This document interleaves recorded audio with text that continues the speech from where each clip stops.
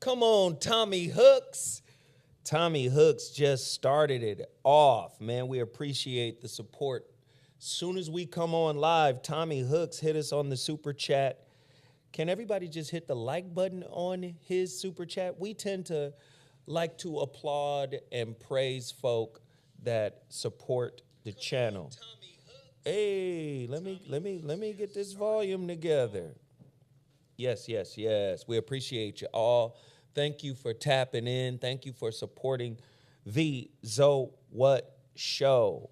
And if you want to do it, all you got to do is hit that little $sign down at the bottom of the chat. It's called the Super Chat.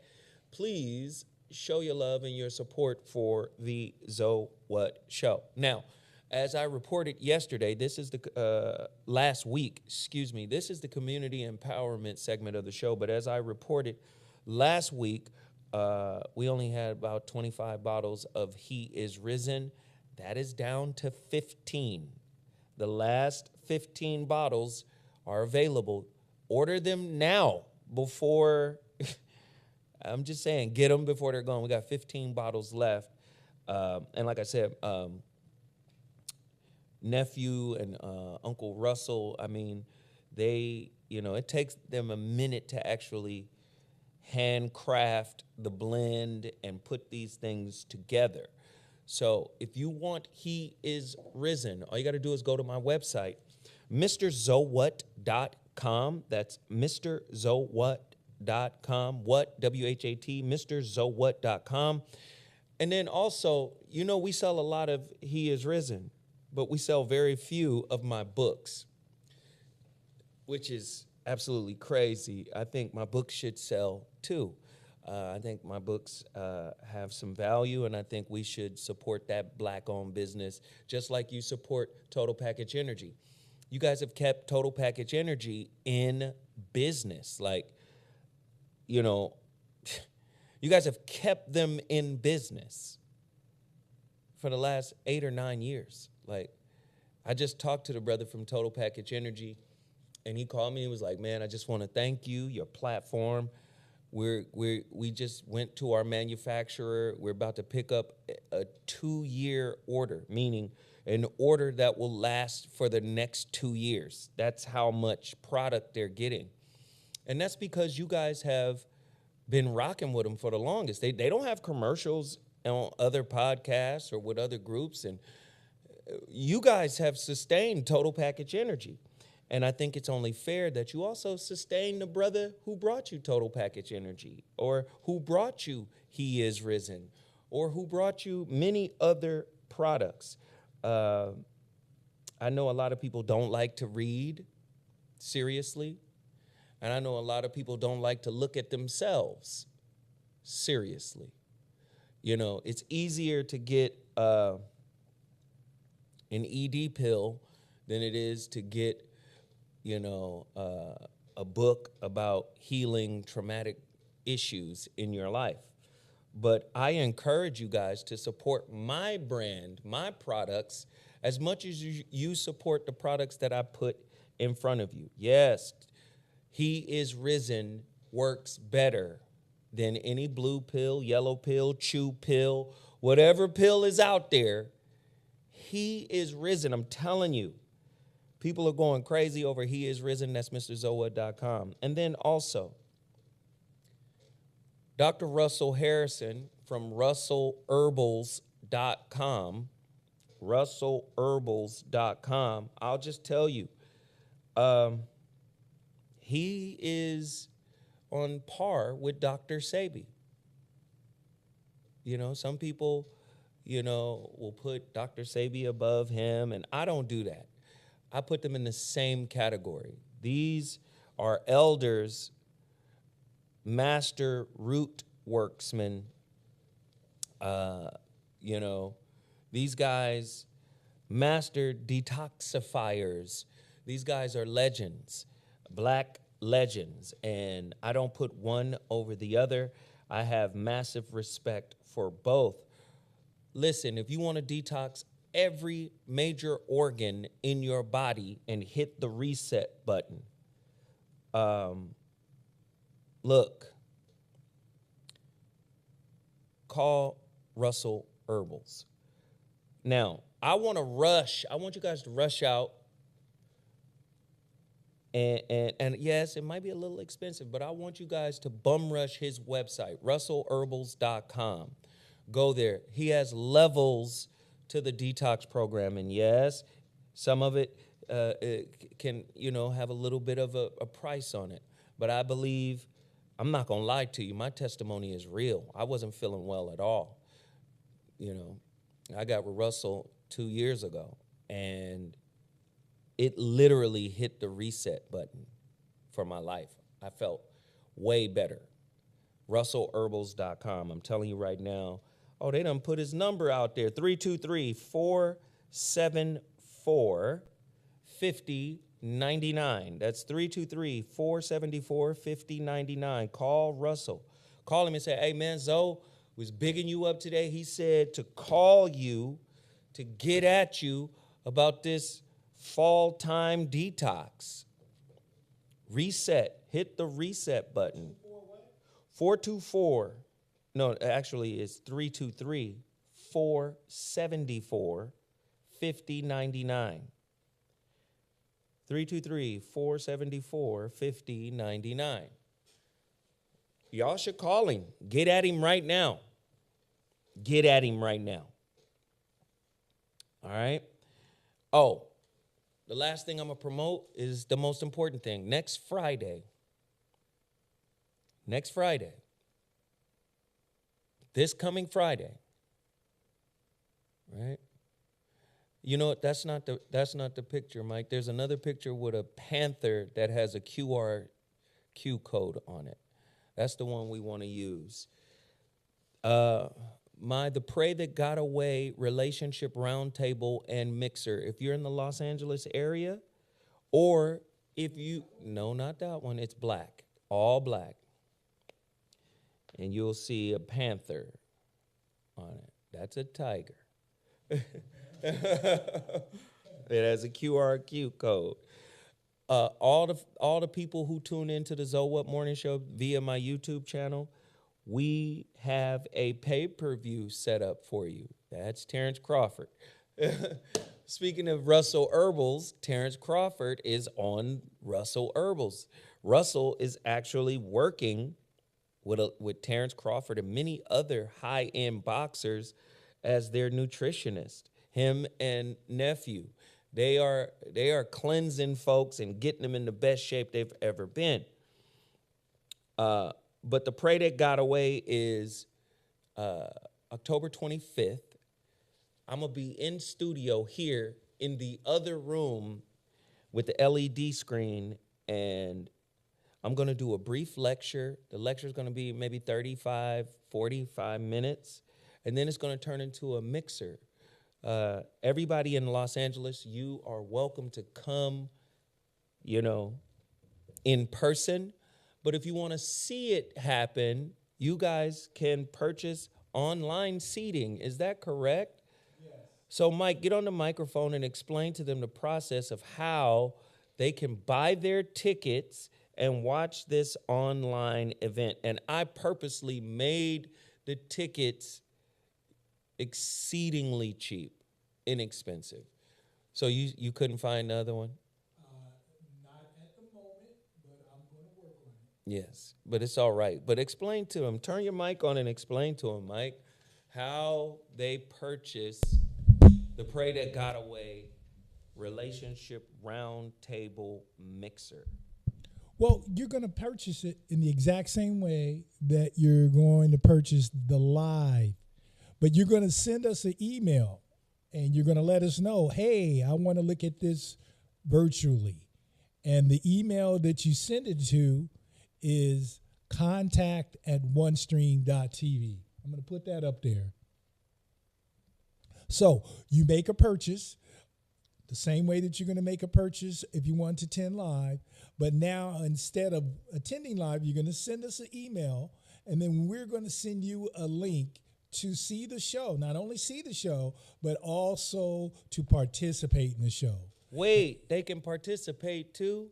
Yeah, they In can what ask way? questions. They can get involved. And hey, I don't understand what you said about A, B, C, D, but can you give me a little bit more explanation? And they'll be Really? right there in the show. It's like they're right there, So but they're the virtual. YouTube channel folk, the people who have subscribed to the YouTube channel, the subscribers, No, they can interact with us live during this roundtable. It's not YouTube. I'm going to send you a link, but imagine you're going to have like a Zoom interface, and Zoe will be right there answering your questions, listening to your concerns, and interacting with you like you're there live in person. Now, Mike, I just want to give a little clarity because I don't want people to be confused. Yes, he's going to send you an email after you email him. But, Mike, we are talking to our YouTube family right now. The YouTube subscribers, we encourage you to purchase your ticket. Now, how do they purchase their ticket? Is it Century 21? Is it a the link? Century 21 link. And This is why we need the picture with the QRC. it's not there in my, again, I just came here today. It's not there. No, he's sitting in for, who is it, Presley? Presley and or Sarah. But Sarah lives somewhere else. We can't, Sarah come I'm with just you. saying, it was there last week. Here I you guess go, it Mike. was. I'm going to send you the link right now for Century 21. This is the Pray That Got Away. And what's interesting is the link is in the chat, as a matter of fact. Not Sarah, but Atala is putting the link, century21.org. She's putting the link in the chat right now. If you guys want to attend, purchase your ticket right now. I'm telling you, it's going to be ridiculous. Of course, I'm going to have all my folks in the building. We're going to have some clinicians in the building. I always like to mix clinicians and spiritualists with comedians. I think it's an amazing mix with regards to having a conversation. So it's going to be fire. It's this Friday. You'll be able to watch it live.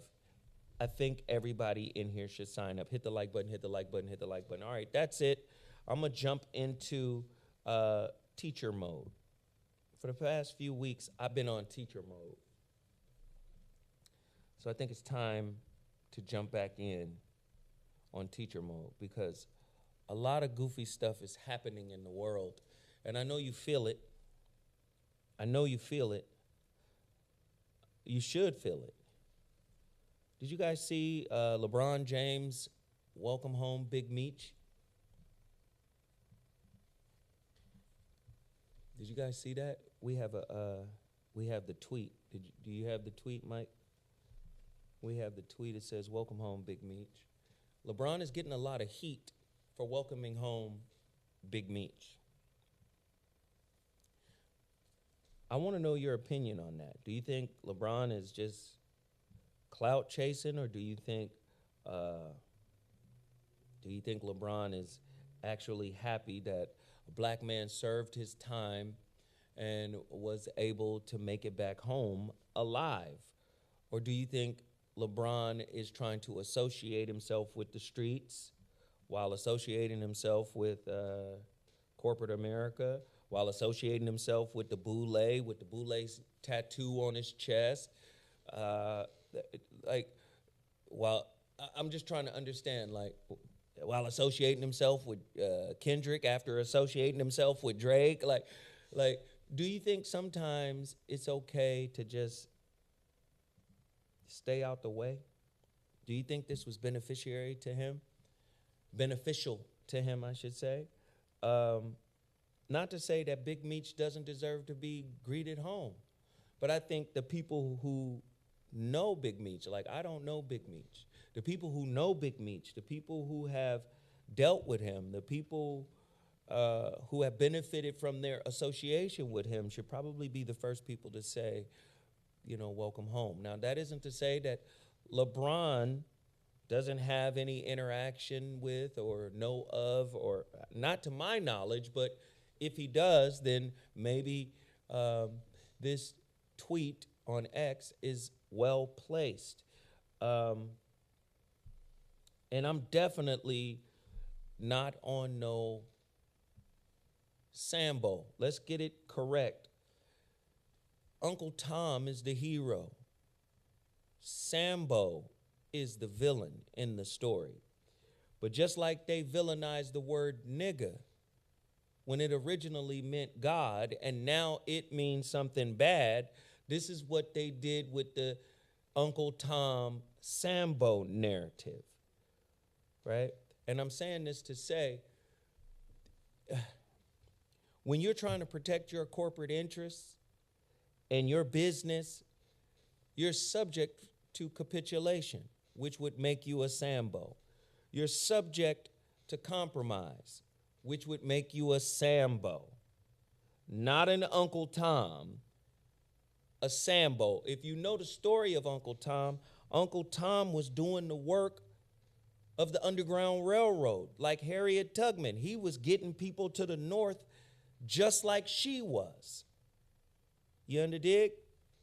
So, again, a Sambo is a survivor at all costs. Somebody meme it. I want to see that somewhere. I want to see that. My Instagram has been deactivated for a while. I wanted to take a break from Instagram because it's overwhelming. You're always picking up the phone and posting and, I just needed a break. But maybe you can tag me on X or Facebook if you follow me there. But a Sambo is a survivor. A Sambo will say whatever they need to say in order to get the outcome that they're looking for. A Sambo is a people pleaser. A Sambo might be a codependent. Why? Because a Sambo is a sellout. And many people are relationship sellouts. Many people are self-sellouts. I'm not saying this, about LeBron. What I'm saying is sometimes it's best to stay out the way. Right? Sometimes it's best to stay out of the way. You got a family. Sometimes it's best to stay out of the way. What are your thoughts on LeBron? If you're a self-sellout, it makes you a Sambo. We got to get it right. But I want to know your opinion and your thoughts on LeBron's Big Meech tweet. I think sometimes it's best to just stay out of the way. But if you're looking for attention, if you're looking for approval, if you're looking for validation, if you're looking to be down, I don't know if LeBron is looking to be down. I'm not accusing him of looking to be down. I'm just curious as to the intent behind why he would post this.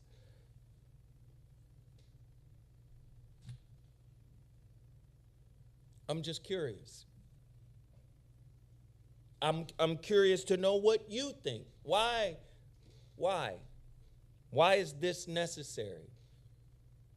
Now, if you know the brother, if you have a relationship with the brother, if you've been helping the brother secretly, then it's none of my business. Okay, fine.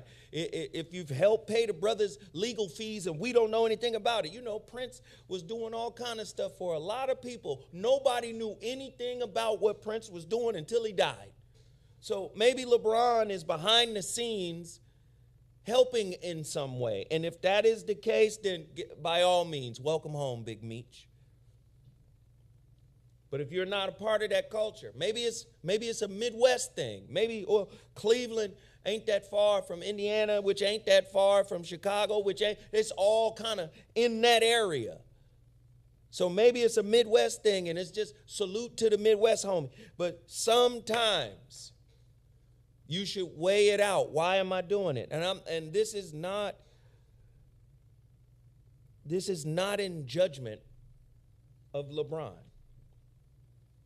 This is not a critique of LeBron. I'm just saying, when you're at a certain level, should you? It's not a question of whether or not can you. Of course you can do it. You can do pretty much what you want to do. You're a billionaire. Well, Diddy was a billionaire, and he thought he could do pretty much what he wanted to do as well.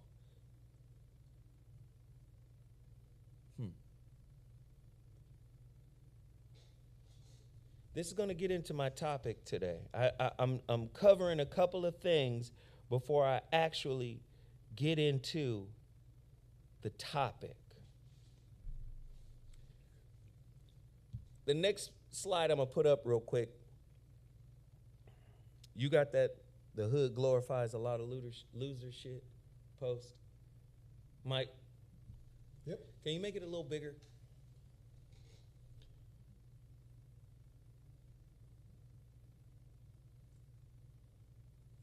The hood glorifies a lot of loser shit. What's loser shit? Toxic relationships in the black community. Let me tell you what a toxic relationship is. It is the repeated or the repetitive devaluation, dismissals, discards, emotional unavailability, psychological abuse, disrespect, marginalization, negative rumination that turns into this cycle where it's like a biofeedback between black men and black women. That's negative relationships in a nutshell. Now, when they say the hood glorifies a lot of shit, there's a hood pattern. There's a hood culture that is born out of dysfunction, that is born out of slavery, that is born out of Jim Crow, that is born out of redlining, that is born out of the black codes, that's born out of PTSD, post-traumatic slave disorder, as spoken of by Joy DeGruy. So toxicity has become our normal, right? Toxicity is like a comfort food. Dysfunction is like a comfort food. Are y'all listening? You know what? I know it's hood, I know it's ghetto, but guess what? It reminds me of home. It reminds me of where I come from. It's a connector. It's a tether, so to speak. It's an anchor that keeps me rooted in who I think I am. The hood glorifies a lot of loser shit.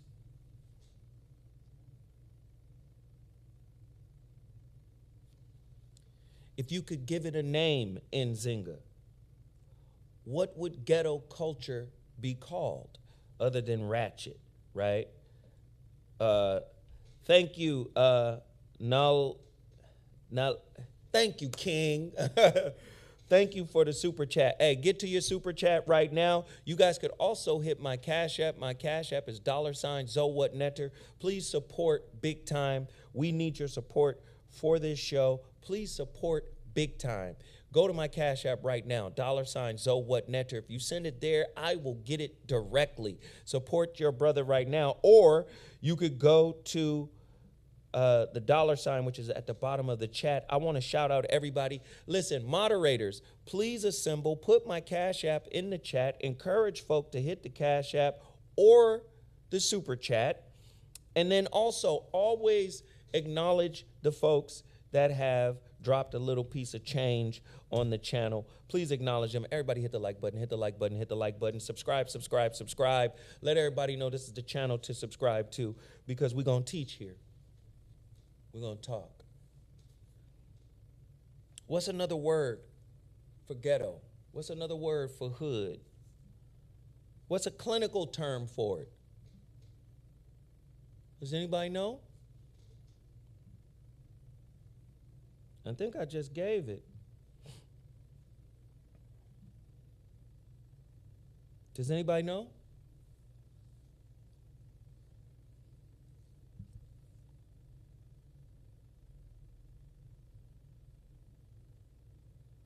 It's on the screen. Post-traumatic slave disorder. Let me ask you a question. How are narcissists made? Does anybody know?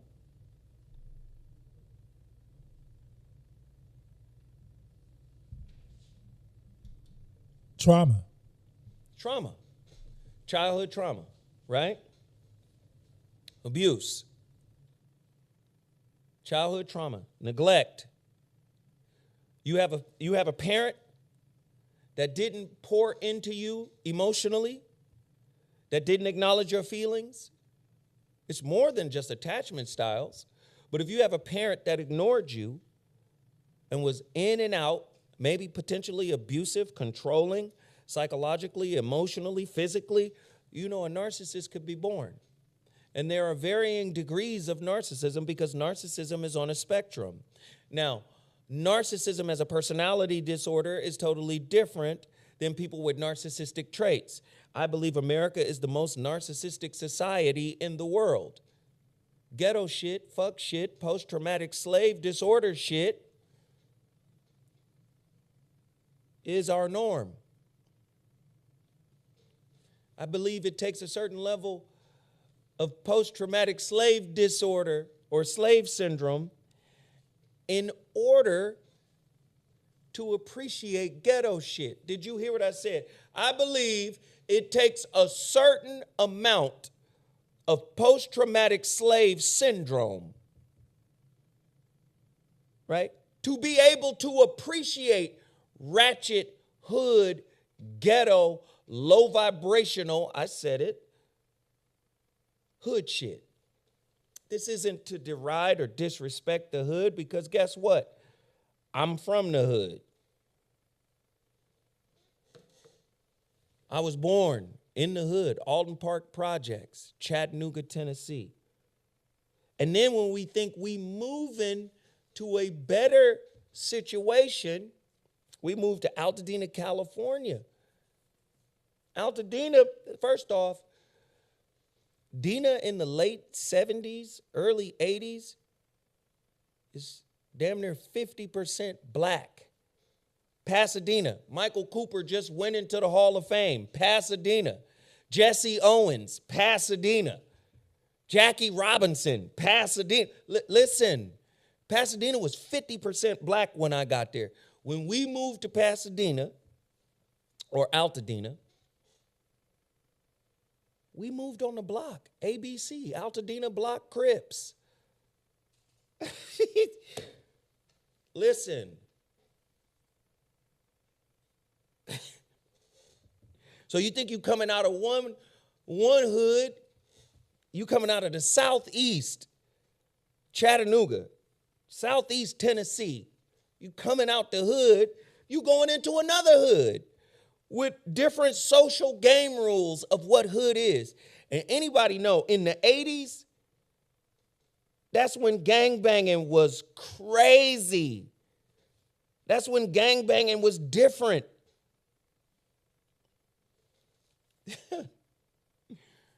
You understand me? It was different.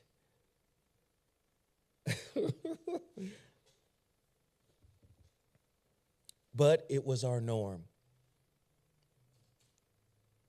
When trauma becomes your nurturer, toxicity is approved. Toxicity is accepted. Toxicity is even enjoyed. I know people don't want to hear it. I know people don't like to hear it. One of the characteristics of narcissism or a narcissistic trait is that you lack empathy. Right? You lack empathy. You don't want to empathize. You don't want deep connection. You don't really want to love people. Too much loving becomes smothering. Why? Because you didn't get it in childhood. So anything in adulthood, right, that resembles what you didn't get, right, is against your conditioning of taking care of yourself. So what do? You push back when authentic love comes your way, when authentic connection comes your way, when intimacy comes your way. You push back because you've been conditioned that that isn't safe. I didn't get it from my primary caregiver.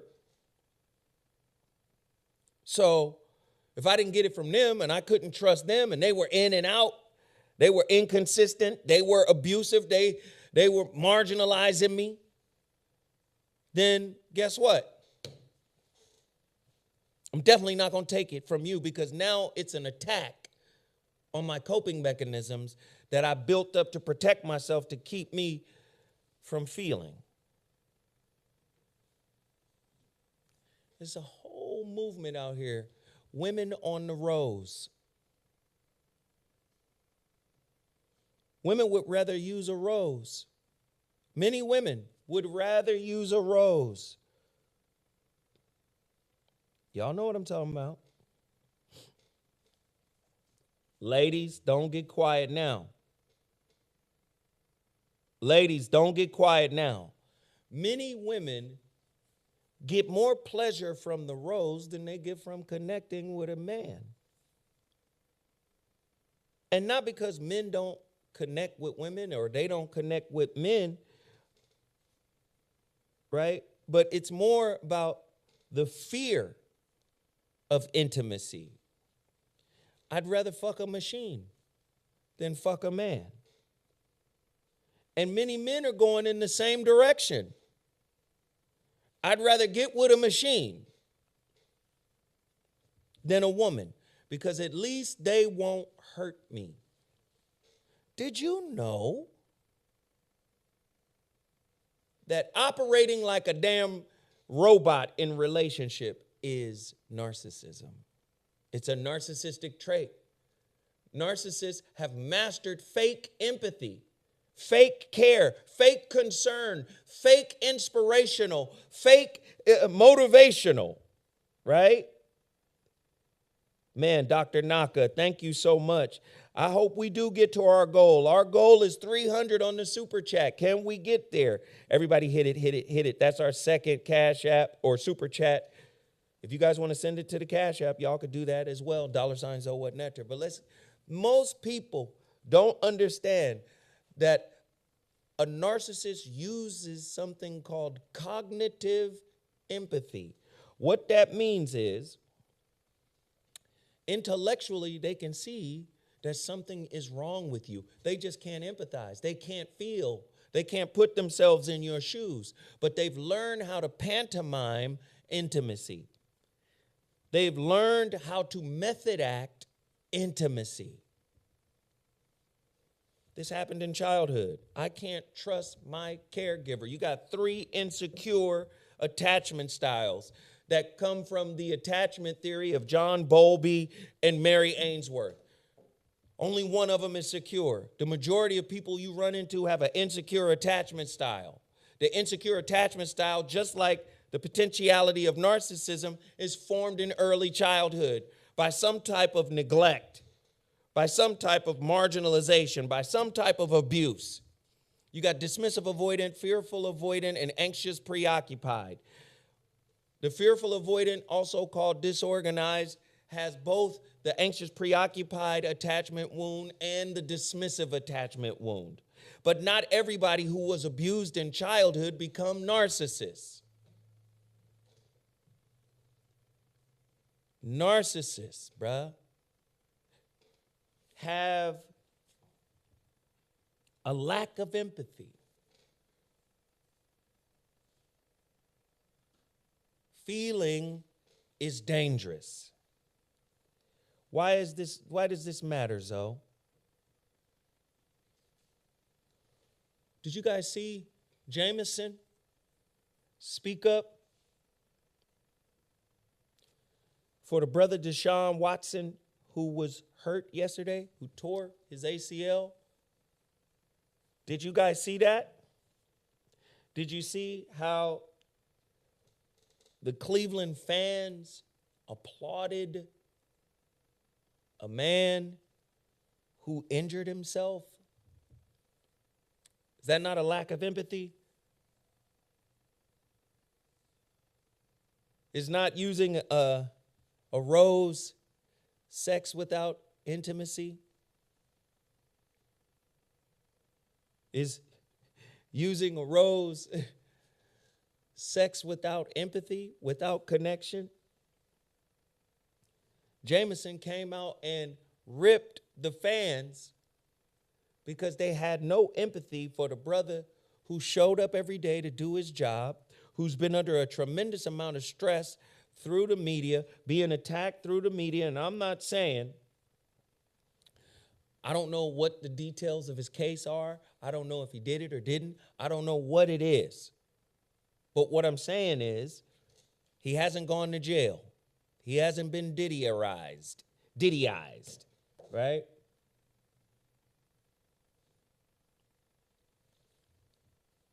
But he's been working his tail off to get ready for the season, to play, and then he injures himself playing a very dangerous sport, and then the fans applaud. It's disrespectful.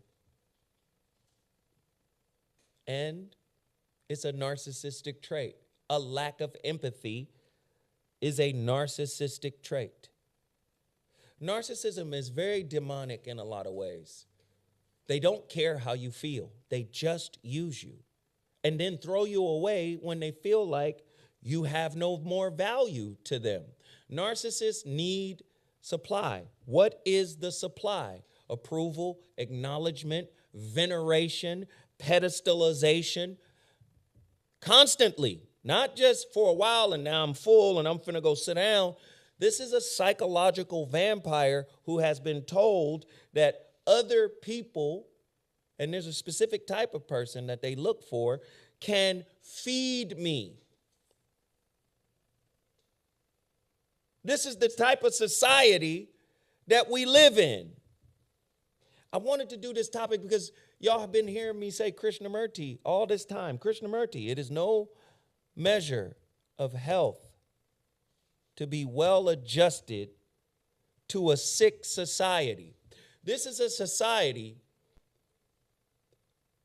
just listen to what they did to your foreparents, or as my uncle would say, your forebearers. Look at what they did. Look at what they did. It takes someone that lacks a soul to be able to do that to another human being for generations. And that is the byproduct of who you are. Listen, if you do any psychological research, they'll say, man, if you was raised by a covert narcissistic mother and a codependent, father, or vice versa, a grandiose narcissistic father and a codependent mother, there's a chance of you coming out narcissistic. So if America, its politics, its government, its culture, its ways, is your societal daddy, your societal father, you trying to tell me Diddy didn't want to be like Clive?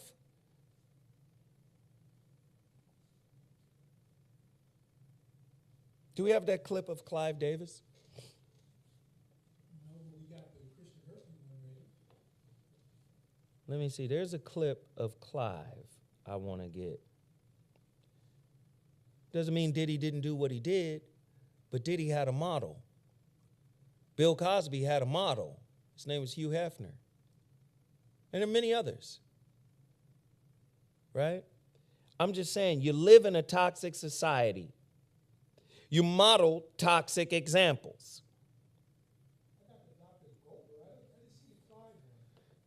Well, it doesn't mention, let me show you which one it is. Nope, it's TikTok. It's a TikTok clip. It says, why hasn't Clive Davis been arrested? It's in the files I sent you.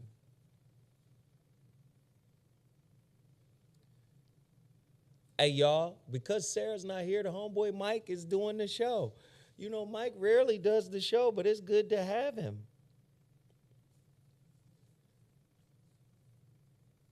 Don't worry about it. This is what we'll do. Keep the Krishnamurti up there. That's the video we're going to go to when we go to a video. But there's a quote I want to put up before I play this video. It's a Krishnamurti quote. Do you have it? We have all been trained. Right?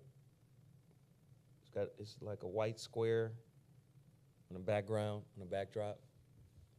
There we go. This is why I love Krishnamurti, because he deals with the core issue of what's going on.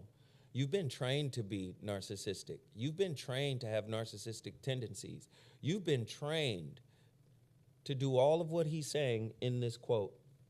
We have been trained to compare, judge, evaluate, give an opinion.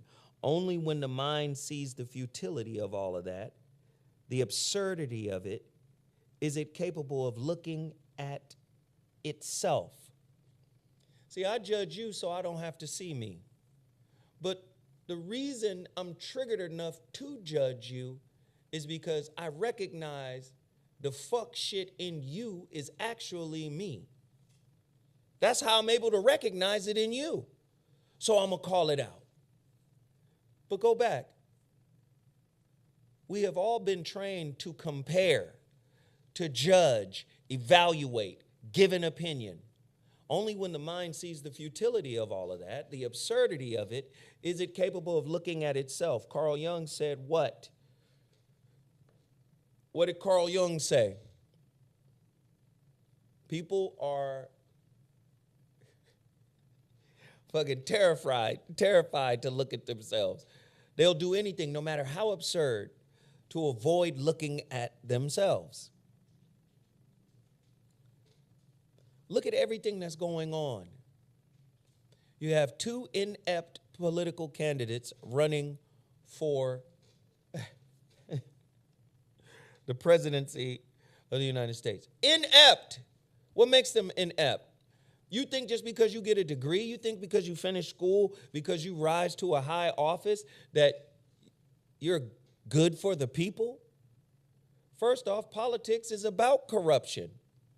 If you have lobbyists, if you have people that can buy the politicians' vote or their influence, then that means the political structure is not rooted in morality. It's not rooted in integrity, in honesty, in high consciousness. If your government isn't rooted in high consciousness, the relationships that are formed by the government, because you have to understand, relationships are ubiquitous. If you come out of a toxic household, don't you know you got to do work to heal your relationship with adults that you're going to come into relationship with? Right? Both these people are toxic. Both these people have a past. But you got people running on both sides doing identity politics, image politics. Isn't that what the narcissist is concerned with? The mask worn. Oh, I'm just going to vote because she's black. You did it for Obama or with him, right? He's a monster. He's an actor. Ain't nobody going to say nothing. Let's go back. Ronald Reagan was literally an actor and became the governor of California, and then later their president. Arnold Schwarzenegger, one of the greatest sports action heroes ever, becomes the governor of California. Politics is a play. And then when you don't want to play the game no more, you disrespecting your ancestors.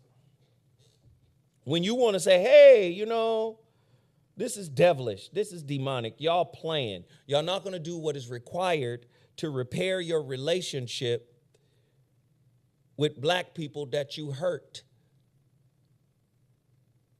No, go back to that narcissist quote that I put up there.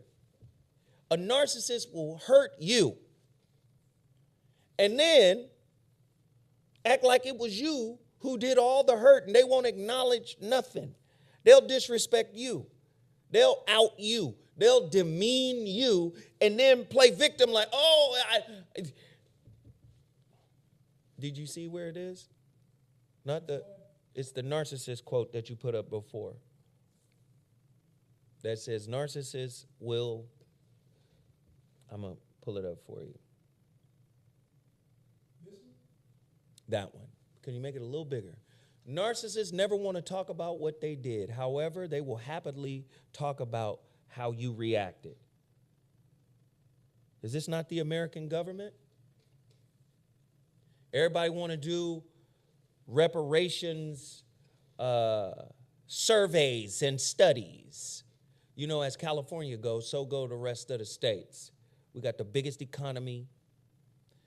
So, let's put together a team of researchers to sit down and talk about the plausibility and viability and great work. Fuck it, great work, pioneering work. You can put that feather in your hat and say, when I run for president, I was one of the first to talk about reparation, to talk about it.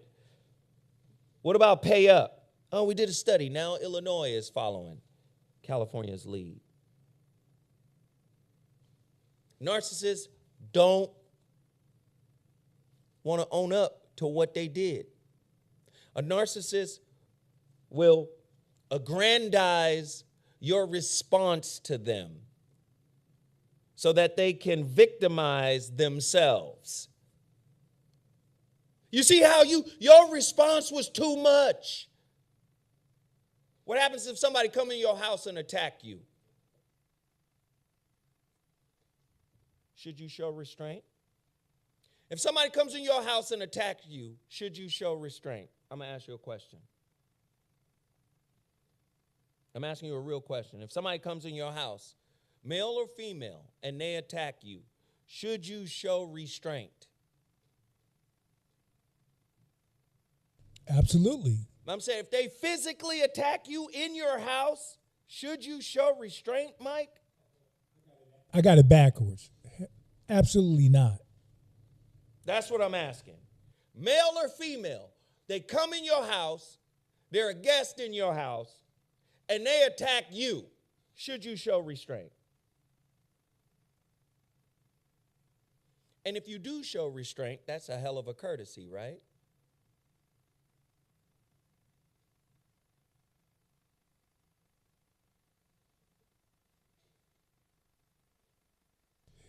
If you show restraint, you must have a secret genie in your back pocket.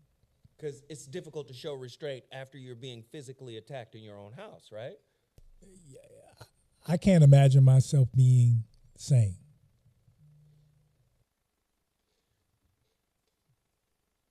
But America will attack you in your neighborhood by having the police, right, kill you, in many cases unprovoked, unarmed. And then when black folk rise up and begin to act in a certain way, they aggrandize our response to them, even though they can come in our unowned neighborhoods we don't own, but we live in primarily.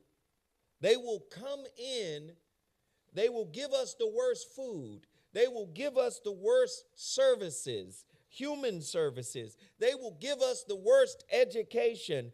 They will give us the worst nutrients. They will give us the worst everything. And then get mad when you respond vitriolically, right? The vitriol of it, right?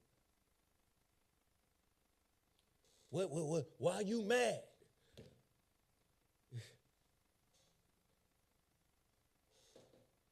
Do you understand? We live in a society that creates narcissists. And now the behavior of the narcissist, the devaluing, we devalue each other. It's called battle rap. It's called YouTube. Devaluation is narcissism. You ain't shit, you broke. Brokey. Right? That's devaluation. And the devaluation has gotten to such a degree that you can have more than some motherfuckers. And even then, they'll say, well, that ain't enough compared to what this other nigga got. You saw that quote about Krishnamurti when he said, we compare, we compete, right? We judge. We are narcissistic. We may not suffer from NPD, narcissistic personality disorder, but many of us have many of the defining traits of narcissism. We have narcissistic tendencies. We discard each other too. We discard each other in relationships, and we discard each other in life. What do you think gang violence is? That's the ultimate discard. Black on black crime. Right? That's the ultimate discard. I don't know if y'all listening. People don't want to hear this shit. You'd rather get on and hear it's 7:35. I ain't got no nigga, and no nigga ain't got. Y'all rather get on it. No disrespect to Glow. I love Glorilla. I love her. But that's what's on your mind. You need to be entertained by your norm, by toxic ratchetness. You need to be entertained by your norm. I would say most of us are vulnerable narcissists or covert narcissists. Most of us are trying to come up on something. This is what game is about. Game is vulnerable narcissism. Game is manipulation. Right? Acts like the victim. If you go deeper into vulnerable narcissism or covert narcissism, you're talking about a master manipulator.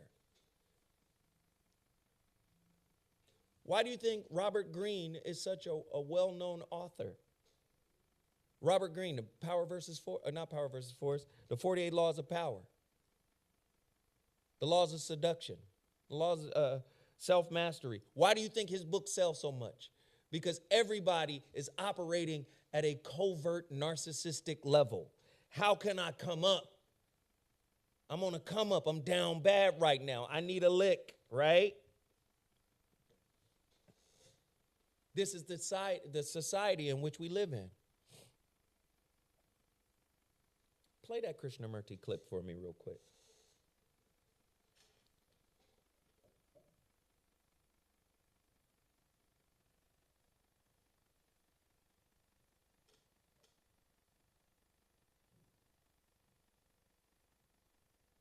And you can take me off the screen.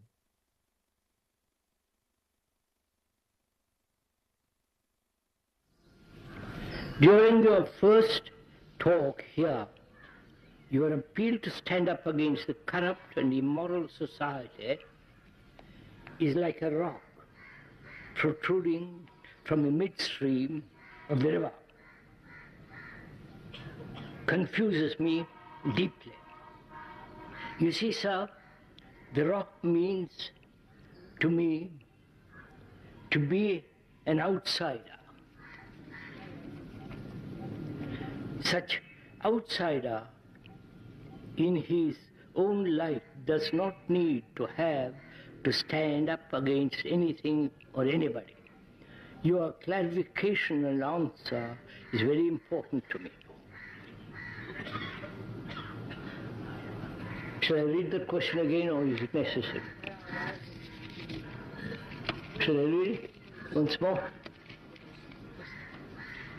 Yes or no? Yes, you want it, all right.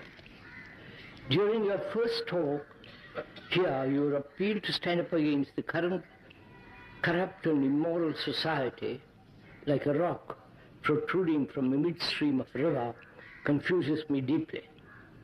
You see, sir, this rock means to me to be an outsider. Such an outsider is his own light and does not need to have to stand up against anything or anybody. Your clarification and answer is very important to me.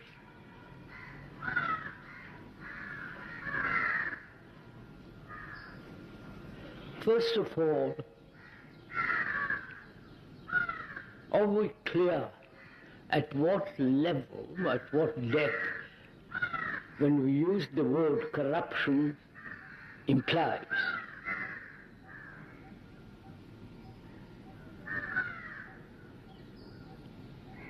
There is the physical corruption of the pollution of the air in cities, in manufacturing towns. They are destroying the seas. They have killed nearly 50 million and more whales. They are killing baby seals and so on, so on, so on. There is the physical pollution in the world. Then there is the overpopulation. Then there is the corruption politically, religiously, and so on. At what depth is this corruption in the human brain, in the human activity? So we must be very clear when we talk about corruption, what we mean by that word, and at what level are we talking about it.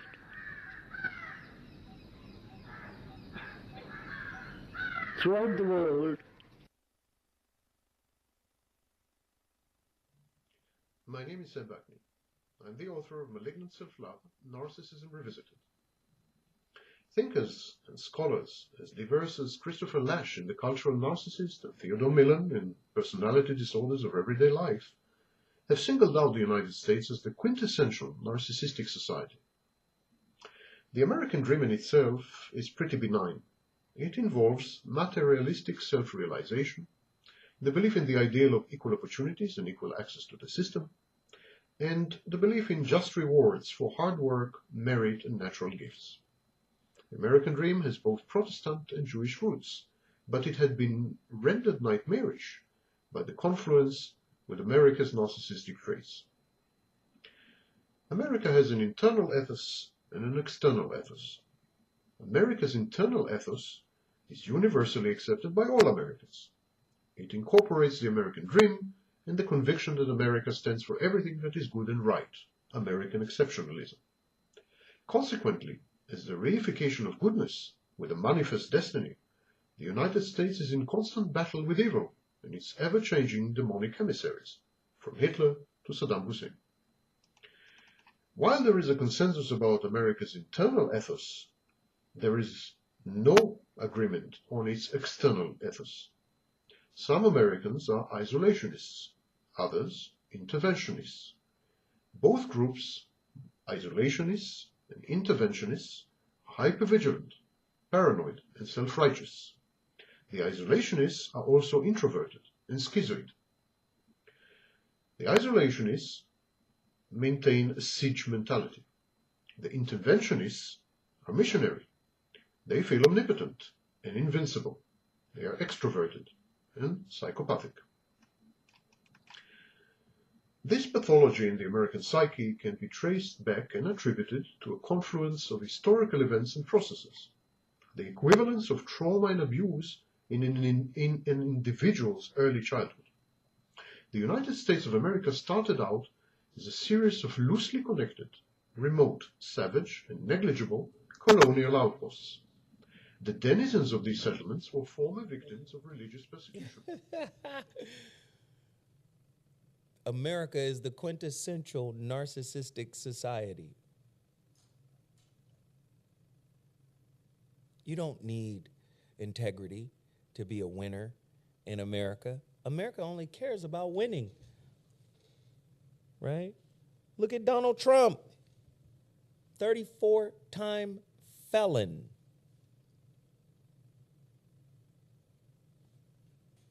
Power doesn't care what trouble you got in. The more power you have, typically, this is about to say something regarding Diddy, the more power you have, right? The less you really worry about it. Getting in trouble. Look. Trump still got court cases. Has he ever looked worried? Has Trump ever looked worried, Mike? With all these cases, has he ever looked worried? It seems like it's fuel for fire for him. Man, that's a narcissist for sure, right? Absolutely. Right? But Kamala would be a covert narcissist because she's presenting as a good person, as the future. How you going to be 60 talking about the future?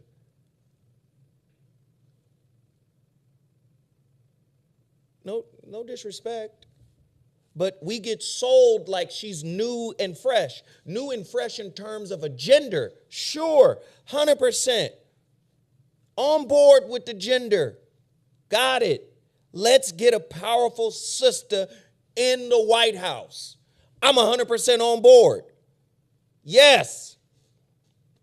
Tired of old white men.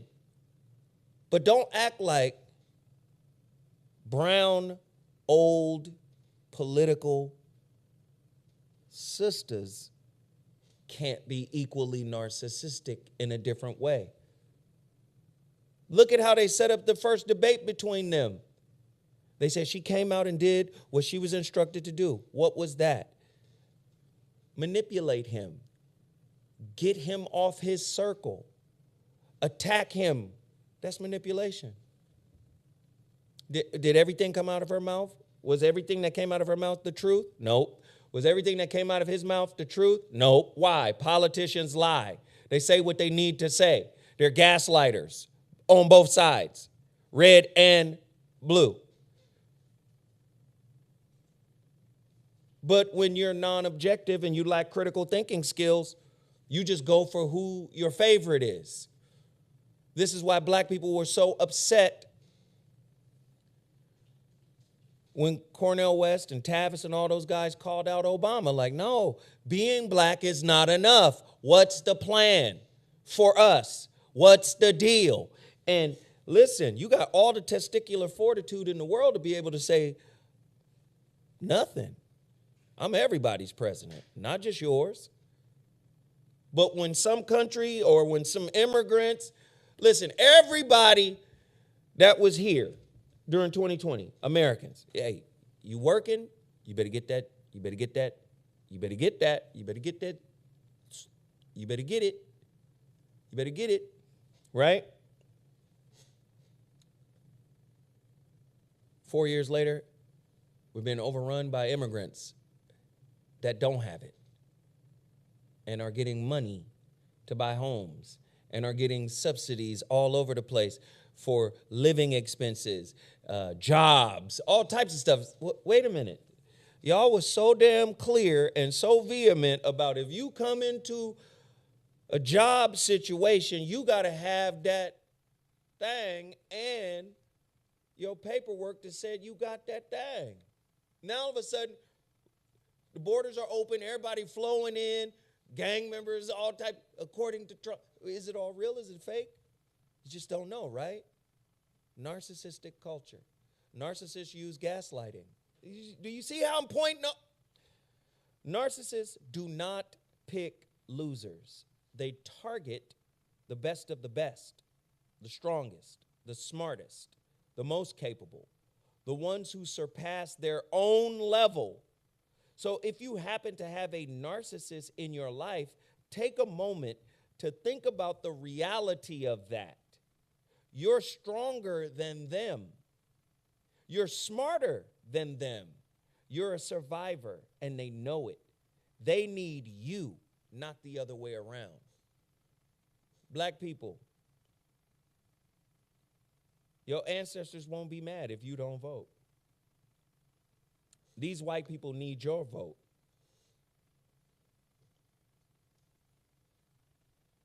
White or brown, doesn't matter. These politicians need your vote. And you've been giving your vote away for decades, for centuries, for free. As my good brother Rizza spoke on, every few years they contemplate taking back what Dr. King died for, and that's the Voting Rights Act. Every few years it comes up for a review.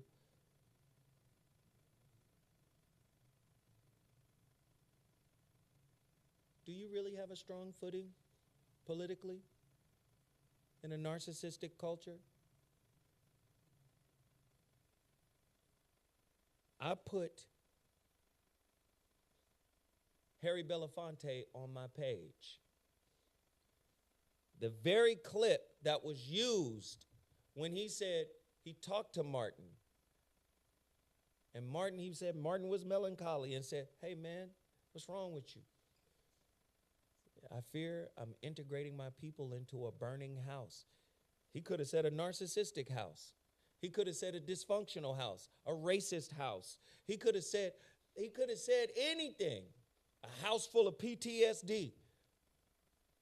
Who is the father of the house that Martin was integrating us into?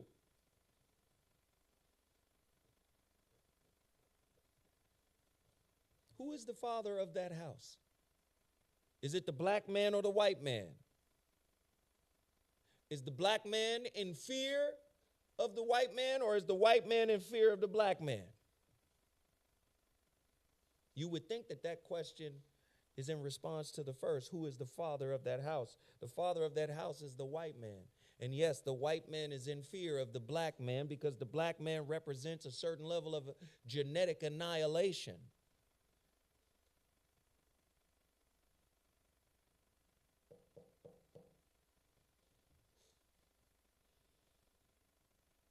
But the white man has always been the head of his house. Look up paternalism. You heard me talk about it last week.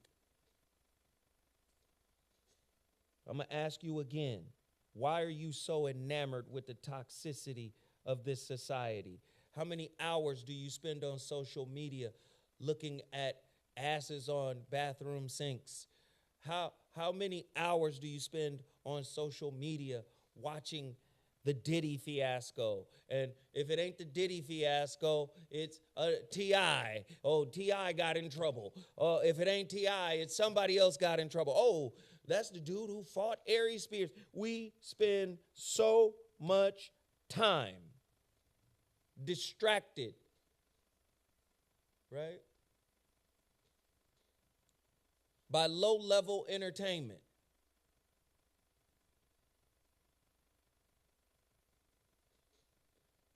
We do not want to spend any time with ourselves.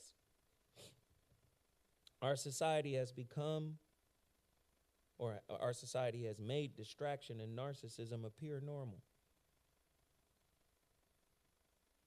Society that is overcome by narcissistic toxic traits will never be able to understand, empathize, forgive, and accept the flawed aspects of humanity. You can't be in a relationship with a person unless you understand that they are flawed. Where there is an understanding that you yourself are flawed, your partner is flawed, this is a flawed process, and we learn from failure, we learn from falling, we grow together. The more we know about ourselves, the more we're able to grow. Sometimes we grow apart, many times we grow together. It's a process of accepting humanity as being flawed. You've heard me say relationship is a mirror. The maladaptive attachment styles are attracted to each other. Narcissists are attracted to codependents. Codependents are attracted to narcissists. There's a bi-directional feedback loop. The codependent is saying, all I got to do is prove to them, people please, show them. And then once I show them, they're going to acknowledge me. They're going to give me some reassurance. They're going to give me some approval. They're going to give me something. Hold on 1 second. Yo.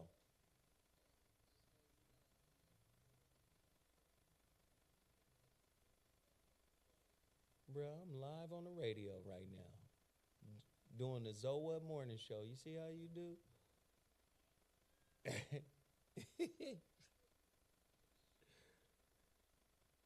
Yeah, let me get back to work, brother. Just 'cause. All right, bro. I'll holler back.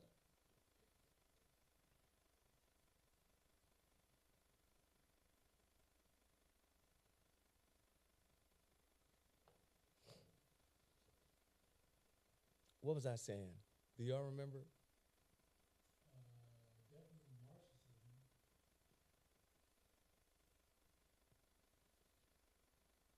Y'all remind me of what I was saying.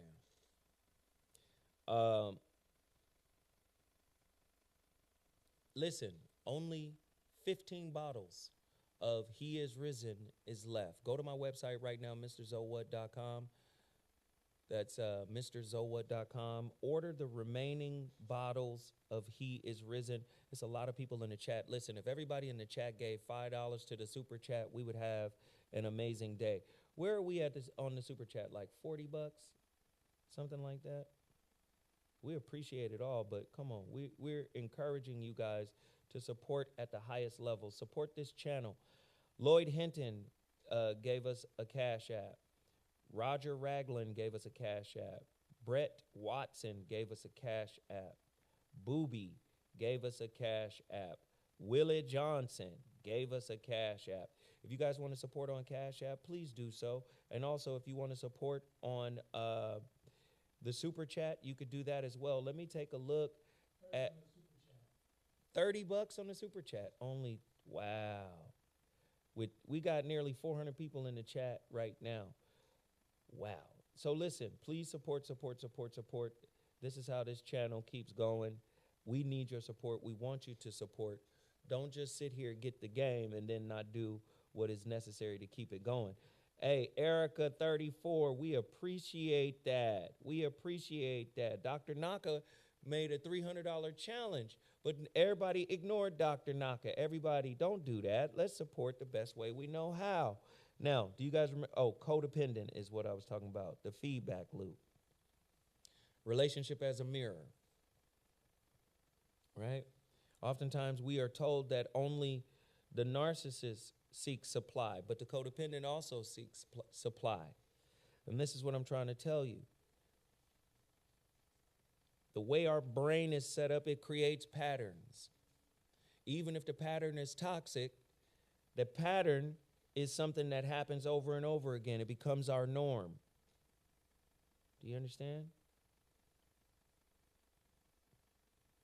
We have to break the pattern of toxicity, societal toxicity. We have to break the pattern. I think Glorilla is a beautiful young lady. I do. But when I see her as a beautiful young lady,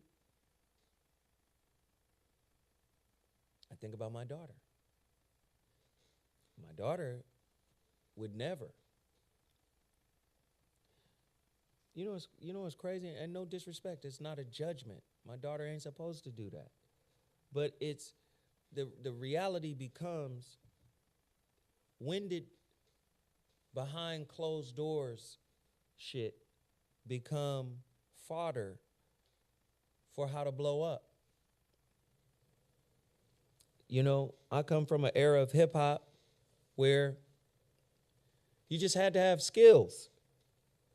The first person we heard that we thought had skills as a female MC just came out with a new album, MC Light. We were like, she got skills. She rhyming.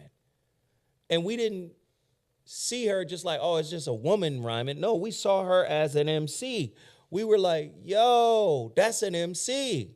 She's a woman, but she's an MC. She's rhyming. Then after Light, where we respected another female voice, a woman voice, we were like, Latifah, Wrath of My Madness. We was like, yo, we respected what it was. We love Shantae, but everybody knew Shantae was a little kid. Like, Shantae was dope freestyling. We knew she was a little kid when she came out because the rhymes weren't like like I'm rhyming. You know, you could tell. I'm Shantae. You know, we was like, okay, there's an energy there. There's a vibe there. And we embraced that and we loved that. But let me just say, the stripper culture, the sex worker culture, the porn culture that is now taking over hip hop to represent black femininity, I think it has a place. I mean, at least in the 90s, they said BET After Dark when the kids are asleep. We'll put that on. Cool, put it on when we sleep. But now I'm showing off my moose knuckle. Like I know, Lil' Kim comes along. Listen, a lot of these girls, you have to remember, are the great-grandkids of Lil' Kim. Don't forget, when Nicki first came out, Nicki with Young Money and them remade, I wish we could find that picture, she remade the famous Lil' Kim poster when Lil' Kim has on the bikini and she's showing that moose knuckle.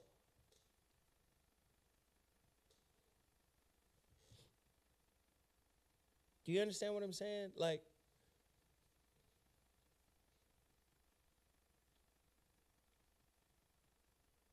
and this isn't to degrade or downgrade or disrespect.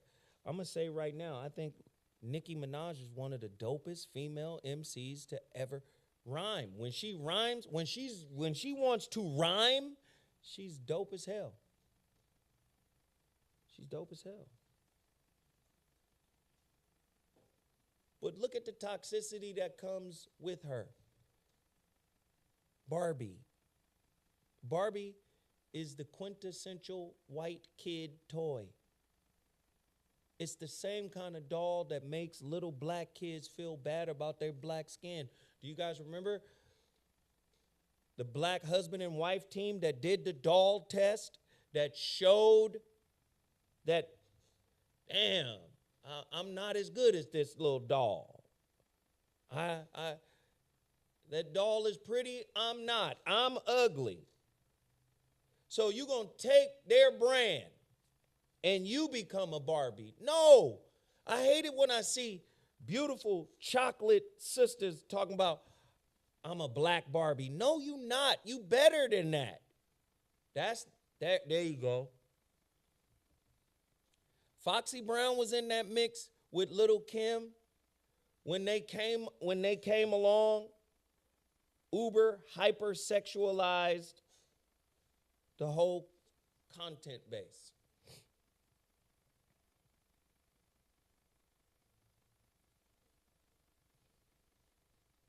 Now, if you participate, can you be a victim while participating?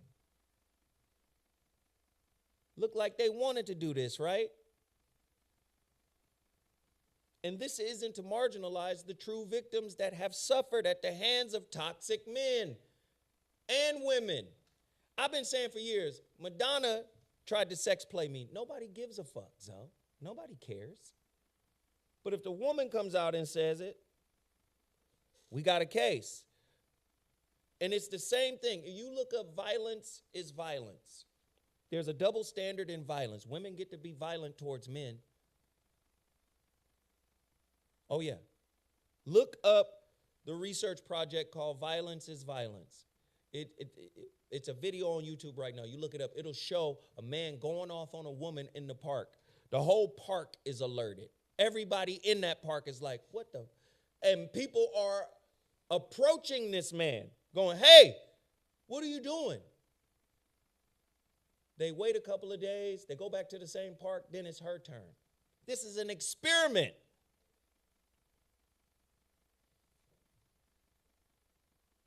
She going off on him.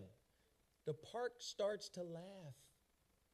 There's a double standard in violence. Who's the most violent gender? Women, according to the CDC. They just classify their violence as moderate. They get to punch you, slap you, kick you, spit at you, throw things. That's moderate violence. And moderate violence, according to the CTS Conflict Tactics Survey, which is outdated, which should be updated, which has its problems, they're the most violent. They're the most frequently violent. We live in a toxic society. Listen, we got 321 people in here. Don't nobody give a fuck about this show, to be honest. Don't nobody care.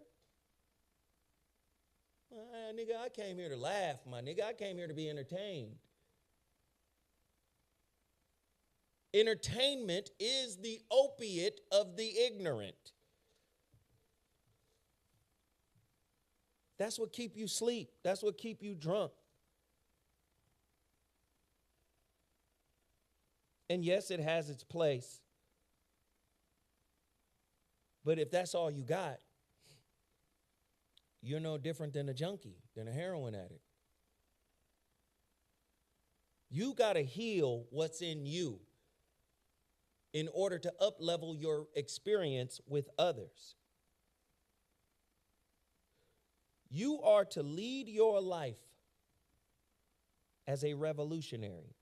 This is done by revolting against the toxicity and dysfunction that shaped you.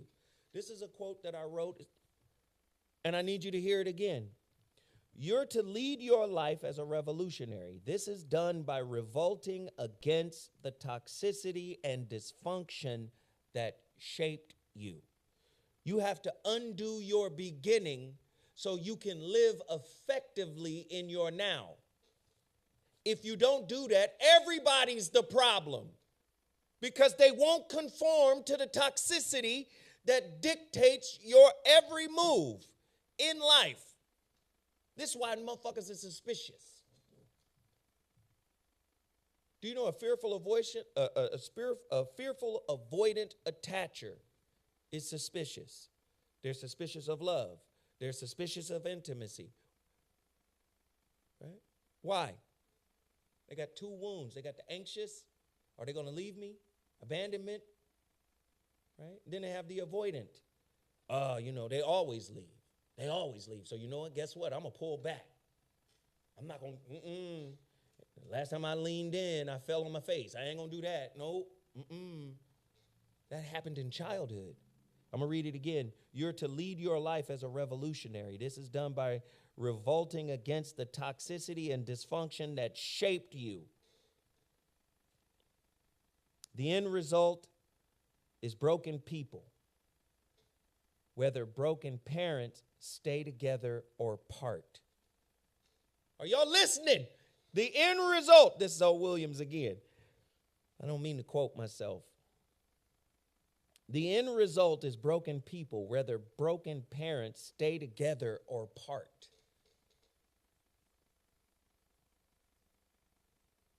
That's the end result.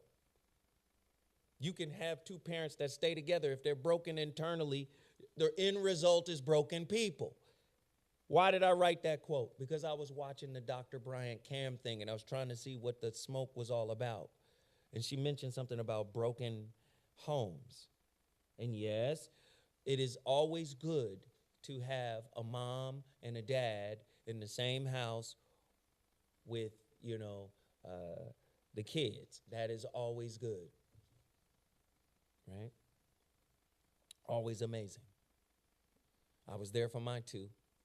Oldest, I was there. My youngest, he was out of state. And he was back and forth. But whenever he was back and forth, I was right there with him. Every time he came home, I went and got him. He stayed with us. He rocked with us. He rolled with us. But I'm going to say it again. If you're broken, right, remember, the narcissist is attracted to the codependent is attracted to the narcissist. The avoidant attachment styles are attracted to the anxious attachment styles. You got two avoidant attachment styles, and you have one anxious attachment style. They're attracted to each other. So just having the symbology of mom and dad in the same house don't mean that that's a healthy environment. I'm going to read it again. The end result is broken people, whether broken parents stay together or part. That's the end result. People think you should stay in that damn house. Don't you know you could probably do worse damage to the kid? Two broken parents? Ross Rosenberg. You heard of Ross Rosenberg? He has a book called The Human Magnet Syndrome.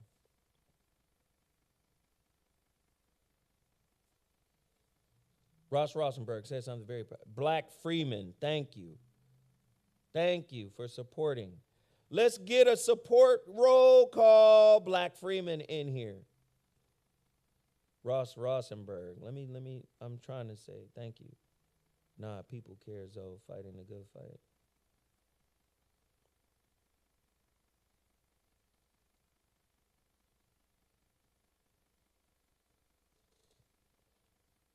Ross Rosenberg. Have you heard his story?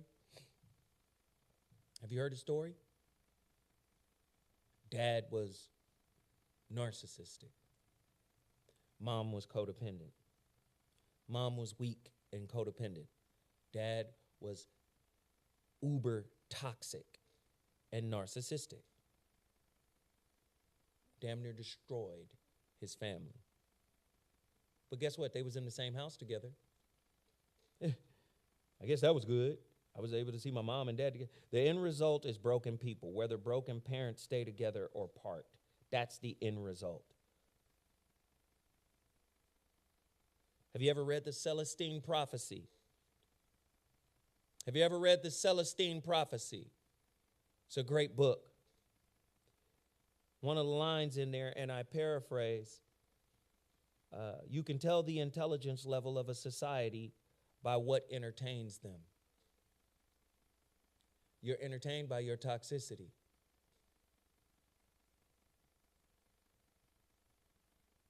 You're entertained by your toxicity.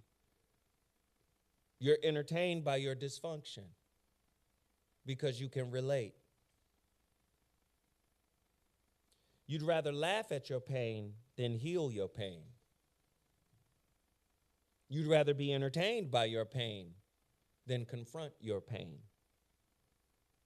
The average person wastes his life. He has a great deal of energy, but he wastes it. The life of an average person seems at the end utterly meaningless, without significance. When he looks back, what has he done? That's Krishnamurti.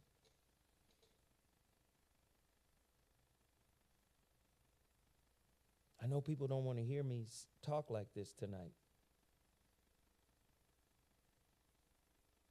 Or today, sorry. I know people don't want to hear me talk like this. But the reality of it is, when do we get to a point where we say, damn, man, enough's enough. Enough of this toxic shit. Enough of blame shifting. Enough of, do you understand what I'm saying? Like, enough of the bullshit. When do we get down to work? Do you know how many motherfuckers would rather laugh at some shit than confront it? And I'm talking about in intimate relationships. And I'm not saying that there's no place for laughter, because there is. I'm not saying that there's no place for entertainment, because there is. What I'm saying is, there's a time and a place for everything. When is the time to do what you have conditioned yourself to run away from? When is the time to do what you have conditioned yourself to run away from?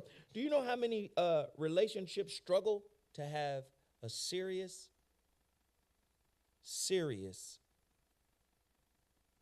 discussion? Serious, open, honest discussion about what's wrong. Do you know how many relationships struggle with that?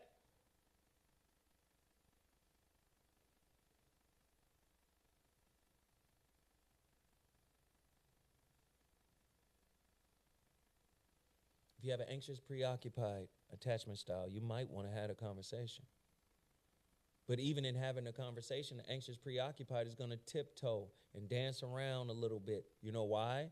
Because the anxious, preoccupied wants answers, but it has to be careful in how it asks for those answers, because If you ask too many questions and you get too aggressive with the questioning, and what is labeled as aggression typically is coming from an avoidant attacher who views questioning as aggression.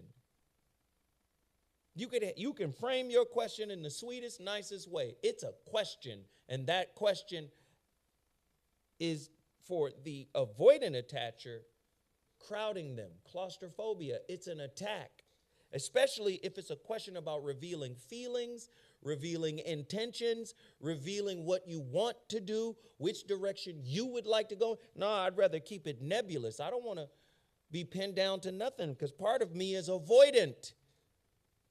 I don't want to bring clarity to you because clarity to you means commitment to me. I fear that.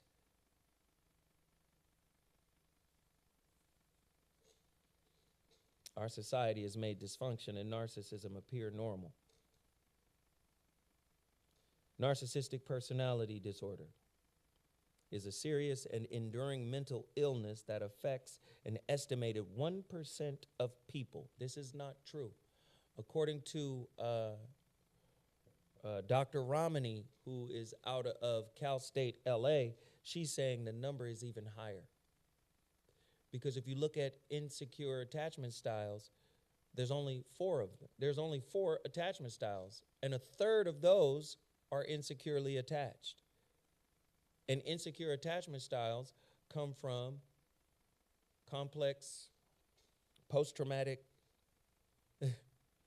stress disorder, could come from childhood trauma, could come from abuse, neglect, could come from a lot of things. So the estimate is really low. They're saying it affects 1% of people, 50 to 75% of whom are men. But now that they're starting to get into vulnerable narcissism and covert narcissism, they're now starting to say women are making up the majority, the same numbers, 50 to 75% of covert narcissism. And what they're saying is the covert narcissist is even worse. Why does the covert narcissist work? Because they play the victim role. They can fake empathy better than the grandiose narcissist. They could use manipulative tactics to get you to bend to their will. Unlike people who simply have narcissistic personality traits, NPD is characterized by a fundamental and enduring distorted self-image and the ability to relate and the inability to relate to the world around them in a healthy way. Although the diagnostic criteria involves many of the same personality traits evident in narcissists, arrogance, entitlement, grandiosity, and self-centeredness, and fall into either the grandiose or vulnerable categories, these characteristics must be antagonistic in nature. Additionally, 4 of the 5 essential features of NPD in the DSM-5 do not involve personality traits at all, but impairments. In order for a diagnosis of NPD to be established, all of the following impairments related criteria must be met. Impairments is or in self-functioning, which could manifest in distorted self-identity or self-direction. Impairments in interpersonal functioning, shown as inability to experience intimacy or empathy. Impairments must be stable across time and situations. Impairments must not be due to developmental stage or environment. Impairments cannot be due to substance abuse or other medical conditions. In other words, people with NPD, narcissistic personality disorder, don't simply like attention and praise. They are just temporarily thoughtless. They aren't just temporarily thoughtless because they're so wrapped up in themselves that they fail to consider those around them. Instead, people with NPD are fundamentally unable to live normal lives. They do not have the emotional capacity to engage in healthy societal interactions, experience loving, generous relationships, or form realistic understandings of themselves.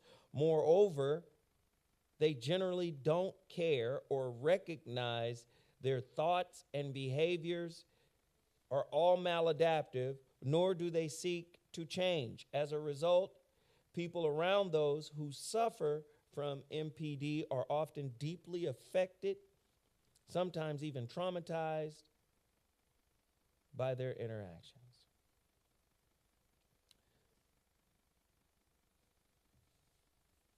Can you see America as a psychopath?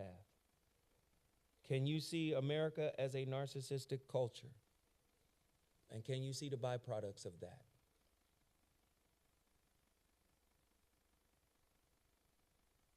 If we go back to Joy DeGruy's work on post-traumatic slave disorder, do you think the spirit of rape is in our DNA as men and women? Do you think the spirit of sexual deviancy is in our spirit?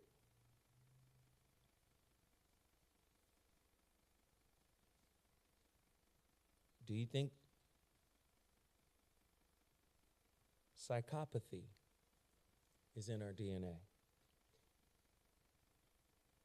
Do you think Machiavellianism is in our DNA? Absolutely. Do you think sociopathy is in our DNA? Definitely. And I'm not even saying it wasn't pre-existing in our DNA before slavery. I'm not even saying that. I'm saying after slavery, whatever vestiges of imperfection we had in us, it was quadruple.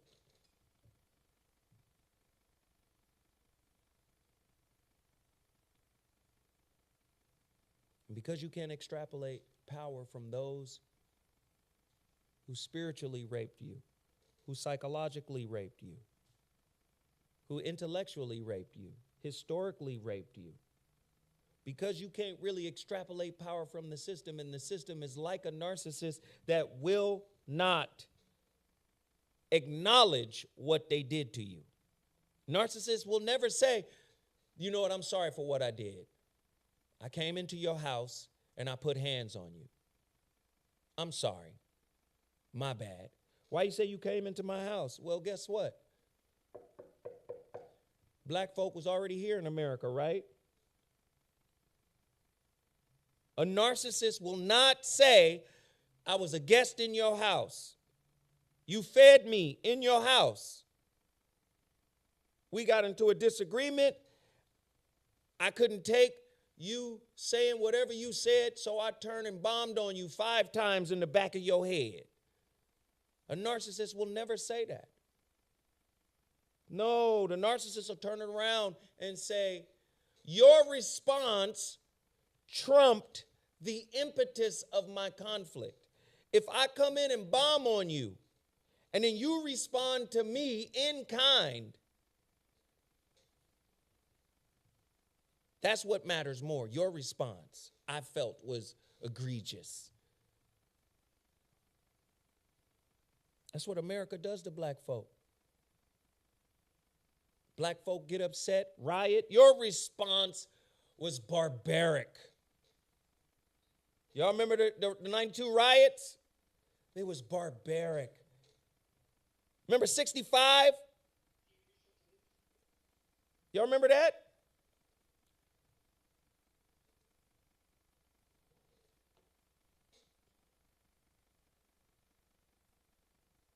Are y'all listening tonight? Today? All right. It don't seem like nobody's listening. All right. This is what I'm going to do. Hey, I love y'all.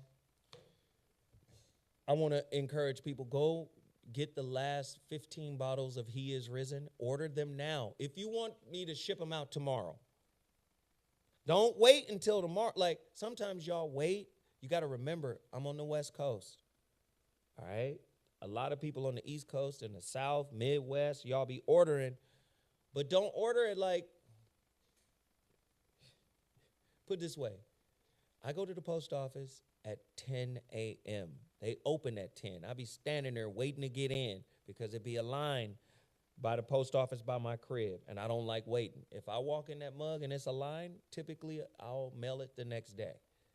That's just, that's what I do. Oh, it's a line, I'm out. But if I'm in there and I'm the first one to get taken, 10 o'clock.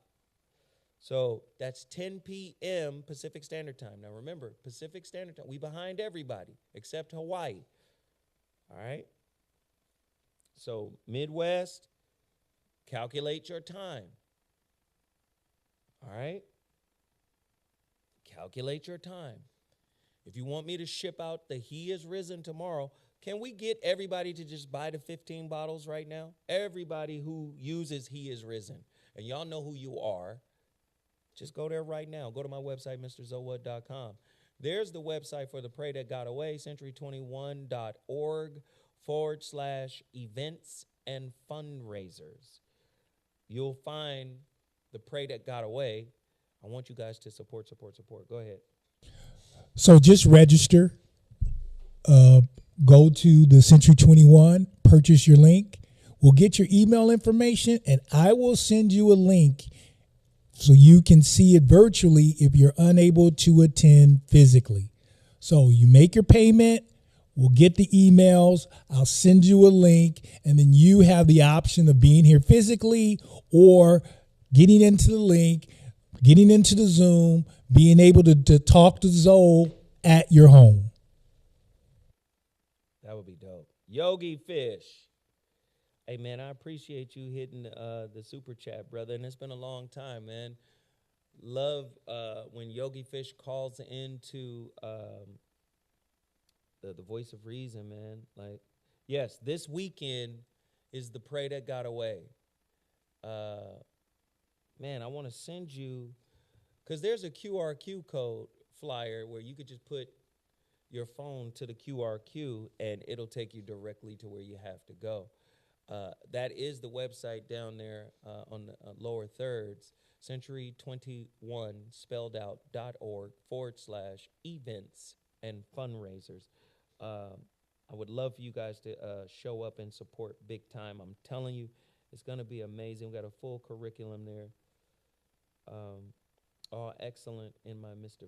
Burns voice. Yes. Okay, so tonight, I meant to tell y'all, this is the final thing I'm going to promote. KBLA Talk 1580. Listen. Nobody wants to listen to me when I tell y'all this, but this is a real situation. I meant to put this up on the screen. The Voice of Reason, according to Listen Notes. Now, I got to KBLA full time in February of 22. During that time, I have a backlog of 483 episodes of The Voice of Reason. Currently, The Voice of Reason is ranked in the top 2% of all podcasts in the world. I'm in the top 2%. To give you a little context, guys like 19 Keys, and 19 Keys is like in the top 1%, right? The way this thing works is pretty interesting. It's called Listen Notes. You get a global rank, and you get a listen score, which is known as an LS. The higher the score, right, the more people are listening. It says, what is a listen score? LS is a metric that shows the estimated popularity of this podcast compared to other RSS-based public podcasts in the world on a scale from 0 to 100. The higher, the more popular. Calculated from the first and calculated from first and third party data, updated monthly. What is global rank?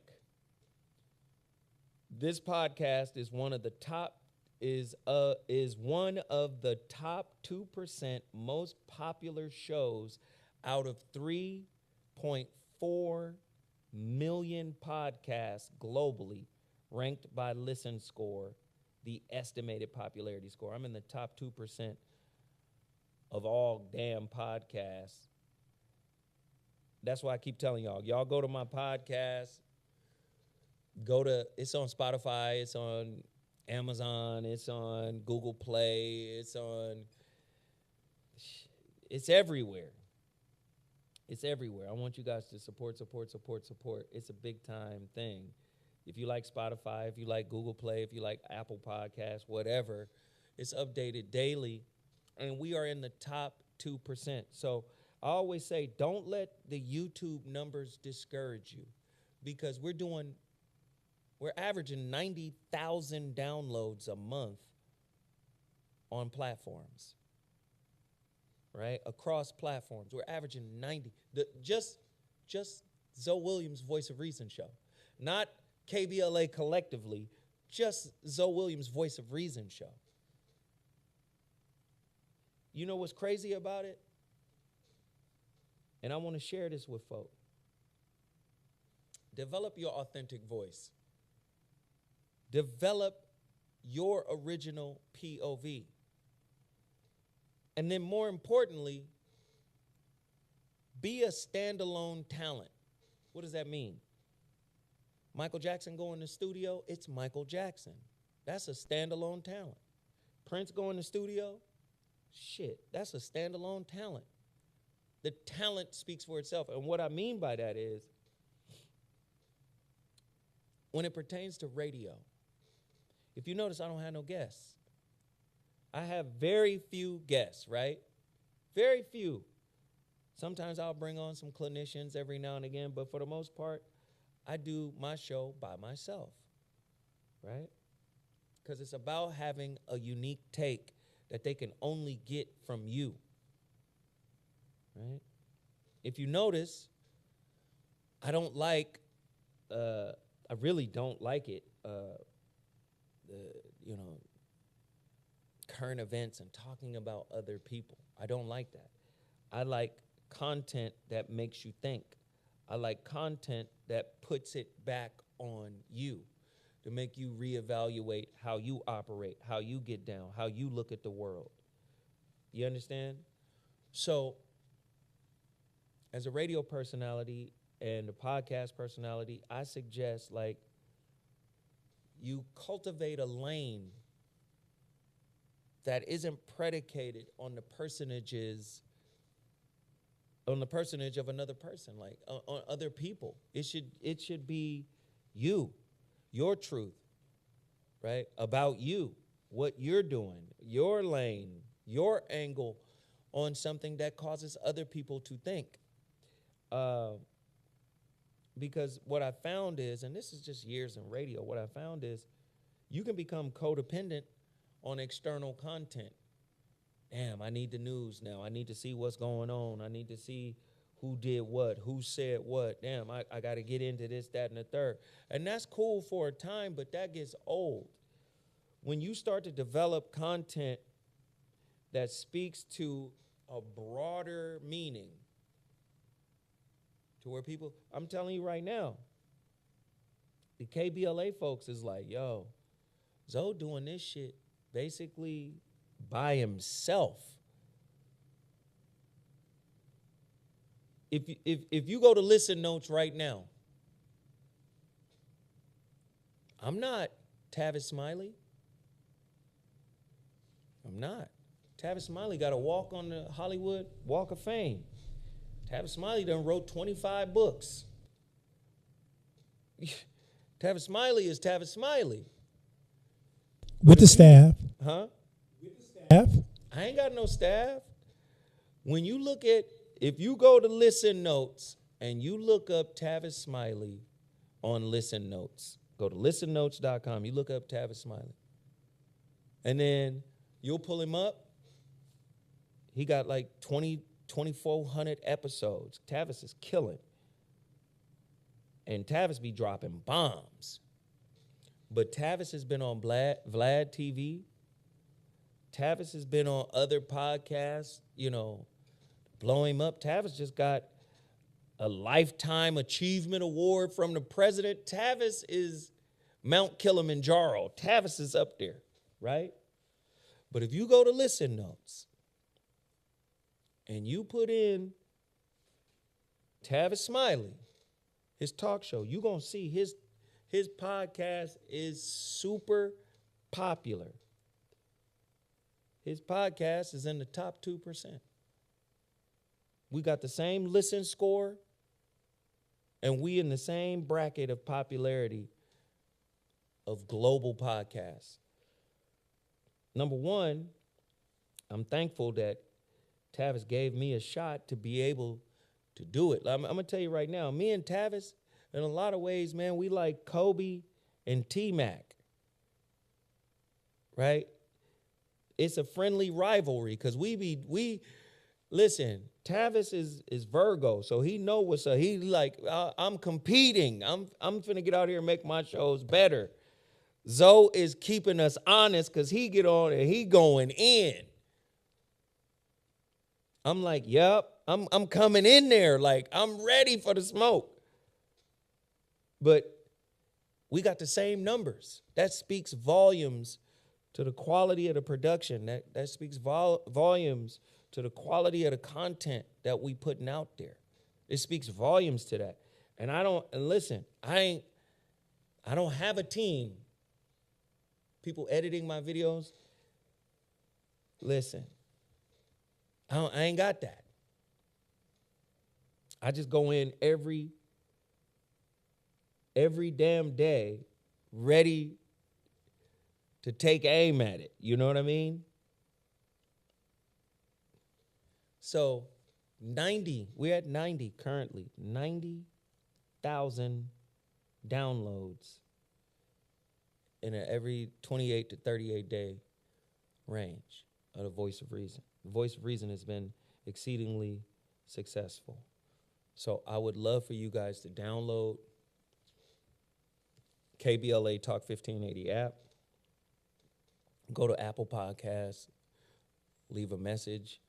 Please give your brother a 5-star message.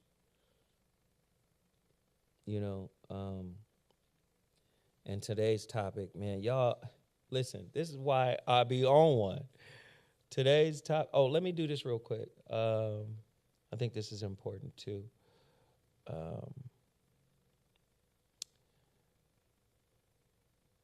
Just send prayers out. Send prayers out to the sister Ananda Lewis. She clarifies her decision to refuse a mastectomy. She has stage 4 breast cancer right now. She's 51 years old. She wanted to go a holistic route to heal it. Apparently that didn't work for her. She said, what I would like to clarify is that last year, October, is when all the craziness started happening in my body. That's when things got worse. That's when I got elevated, I guess, to stage 4. Lewis, 51, said during a Wednesday, October 16th interview on Soul Liberation on blackdoctor.org. Those things sound crazy to people. I get it. That was a year ago. Today, I am fantastic. In a CNN sit-down on Tuesday, October 15th, Lewis shared that her breast cancer progressed to stage 4. Lewis, who announced she has stage 3 in 2020, chose to forego a double mastectomy. My plan at first was to get out the excessive toxins in my body. I felt like my body is intelligent. I know that to be true. Our bodies are brilliantly made, she said on Tuesday. I decided to keep my tumor and try to work it out of my body a different way. Looking back on that, I go, you know what? Maybe I should have. One day later, Lewis said she's grateful that her previous comments opened up a lot of conversation that people don't want to have. She added, we have to be more open to people making choices that work for them and being okay with it. Listen, all we could do is support sisters who go through that. My sister had breast cancer.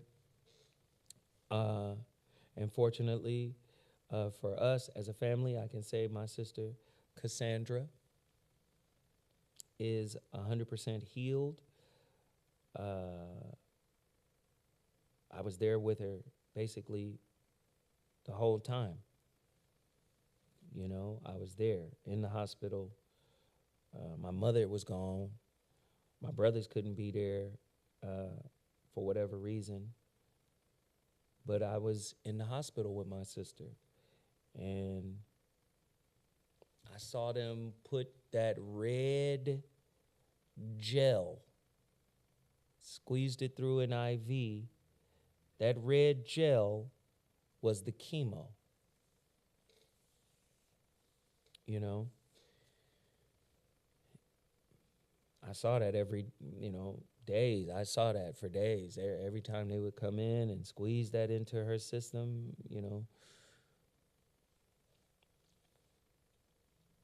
just fortunately that, she lost all her hair, lost her eyebrows, lost everything, lost a lot of weight.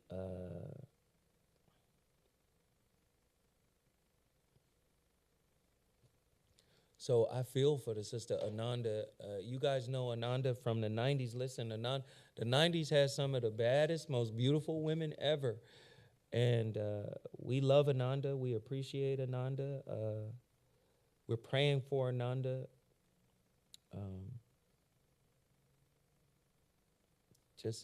Just know we love you and we appreciate you. Like I said, that's all we can give at this moment.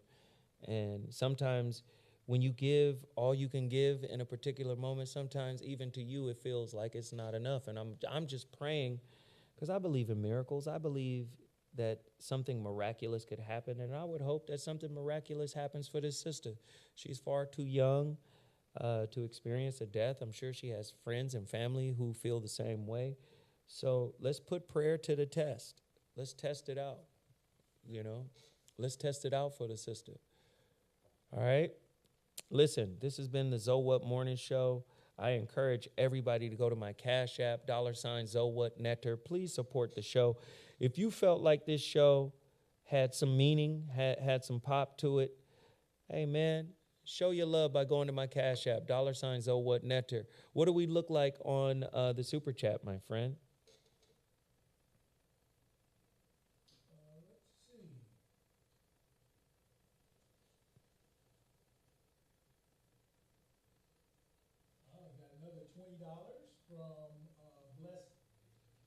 Got another $20 from Bless Up. Yeah. Or Yogi Fish. Yeah. But I already shouted those people out. I'm saying, what was the cumulative amount?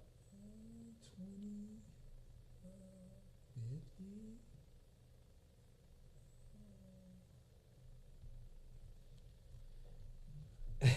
It's hard to see it until I get it out of here, but you're over 100. Yeah? Yep. All right. Well, that's cool. Listen, I appreciate everybody for doing the best they can. We have nothing but love and appreciation for the whole crew, for the whole team. Please continue to support all our peoples, man. I'm telling you, we live in some strange times. I hope you guys understood where I was coming from today. I have nothing but love for y'all. Your boy's out. Deuces.